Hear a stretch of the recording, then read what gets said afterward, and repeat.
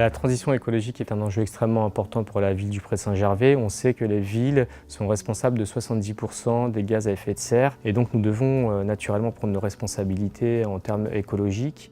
Les milieux populaires sont les plus touchés et donc nous essayons d'allier l'urgence sociale à la transition écologique. Le principe de l'agenda 21, c'est chaque ville s'en empare pour adapter à son territoire. Et évidemment, nous, on est très engagés sur la mobilisation citoyenne et l'éducation. Autour de 2010, on a lancé un diagnostic avec des ateliers, aussi bien avec la population, les élus que les agents.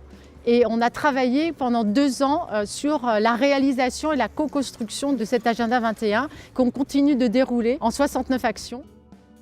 Nous avons installé des îlots de fraîcheur en végétalisant les sols. Nous favorisons les transports en commun, les déplacements à pied et les déplacements en vélo. Pour preuve, nous avons aussi développé le pédibus. Le pédibus, qu'est-ce que c'est? C'est quelques points de rendez-vous sur la ville du Pré-Saint-Gervais pour que les enfants soient amenés par un référent sur les écoles sans être accompagnés par sa famille en transport. Dans le secteur de l'éducation, tout ce qui touche au développement durable, on le fait à travers 3 axes principaux.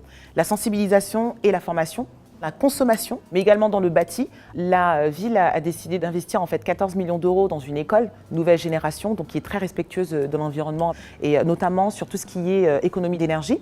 La chaufferie qui a été changée, qui nous fait faire des économies considérables. Des terrasses végétalisées avec de l'énergie verte qui va être produite. Ce qu'il faut savoir, c'est qu'elle ne va pas être utilisée uniquement par les élèves de Rosa Parks et d'Anatole. Elle va aussi être utilisée par les enfants du centre de loisirs qui pourront venir bénéficier de ce nouveau bâtiment. Pour la sensibilisation, il y a un cahier des charges qui a été fait avec le concours des parents d'élèves. Les enfants ont la possibilité donc de trier leurs déchets, donc sur l'alimentaire et le non alimentaire. On a également un circuit court, et ça c'est dans le cahier des charges. On travaille avec les producteurs locaux, donc on a 57% en fait de l'alimentation qui est durable.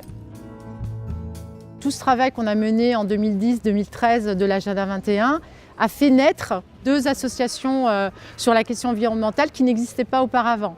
C'est ce vivier-là qui a fait qu'on a pu développer ensemble 5 friches, bientôt 6, avec la livraison du jardin de l'îlot d'Anton et des jardins pédagogiques. C'est du tri sélectif, c'est du compost, c'est du zéro phyto dans toutes les activités extérieures. Un engagement fort aussi qui est important sur la précarité énergétique, c'est la réduction de l'habitat indigne où vivent des gens et qui sont les plus touchés par la facture énergétique, qui va permettre à ces gens qui ont des faibles revenus d'être chauffés l'hiver avec des moyens écologiques.